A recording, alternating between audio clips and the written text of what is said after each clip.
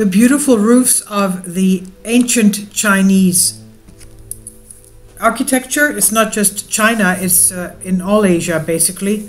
What ancient Chinese roofs can tell us about climate change though. This is by Florian Urban, Professor of Architectural History, Glasgow, Scotland, School of Art, on The Conversation.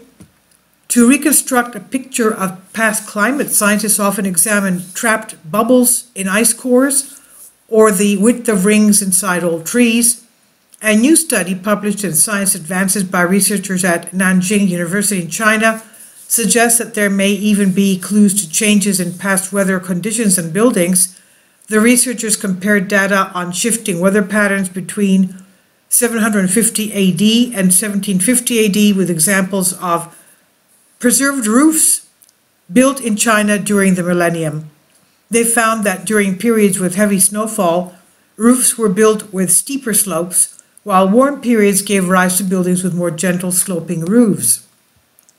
The study covered two large swings in the global climate: the medieval warm period, which roughly ran from the 10th to the 13th century, and the Little Ice Age, which saw shorter summers and bitter winters between the 15th and 19th centuries.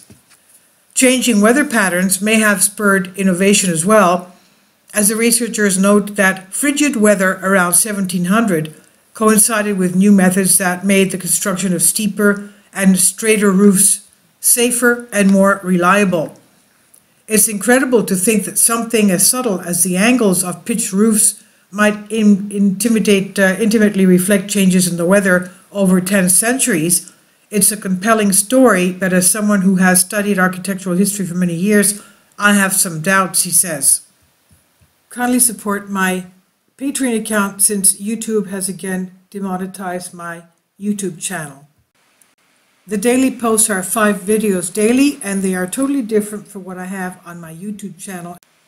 Thank you so much for your support and that you find all my content so interesting. You'll find the Patreon account details in the description box below. Architecture and the climate. The researchers made 2 basic points. One, that roofs are built steeper in eras and places with heavier snowfall, of course. And 2, that there is a close correlation between weather patterns and roof angles that betrays a sensitivity in architecture to very small changes in the climate. The first point is fairly easy to prove and probably undisputed among academics.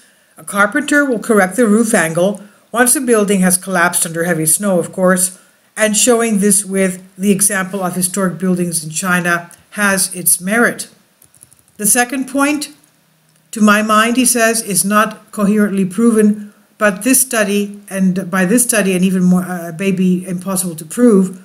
The researchers mentioned studying around 200 buildings remaining over the millennium, but it's not clear whether these are equally spaced out across the study period. They could get away with it being historians as opposed to, let's say, medical doctors, where sample size is the litmus test of sound methodology. It's also unclear why roofs in warm times should become less steep. The researchers ought to be commended for trying to address this problem, though, as the study notes that Chinese people may have failed to maintain steeper roofs in times when snowfall was less severe due to costs and the diverse need for sunshine and rainfall sheltering. The researchers nonetheless do not develop this point or explain why flatter roofs should be more cost-effective. Building a roof is not a collective event akin to population decline, infant mortality, or market prices, though. It depends on the conscious decision of a particular person, a client, architect, or artisan. To prove a connection, the researchers would need a theory of how builders would be able to react to tiny changes in the climate with tiny changes in roof angles. Exaggerating this climate connection in architecture might imply wrongly that pre-modern societies were predominantly shaped by some inexplicable harmony between people and nature, with an ability to respond to tiny changes in the environment that were lost in later periods. Such fine-scale responses between buildings and weather, as far as I know, do not happen in the present. Snowfalls became lighter and less frequent in the UK throughout the 20th century, that it would be unconvincing to tie this to the proliferation of modern flat roofs, which have become just as popular in snowy Russia. Even after fundamental decisions, such as choosing between a flat roof or a pitched one, seems to defy climatic necessities, as the lamentable high number of leaking flat roofs in rain-swept Glasgow, where I live, demonstrates. Nonetheless, the study provides an eloquent reminder of how natural variation in the weather has been an influence on architecture through history, often as much as changing styles and tastes. Most of the buildings we live, work, and socialize in were designed with little thought paid to the unprecedented weather extremes that climate scientists warn are in store this century. That will have to change. Historians may one day study the era we live in and note how architecture regained a sense of environmental limits as leaky and inefficient designs were swept away by buildings that were resilient in the face of increasing storms.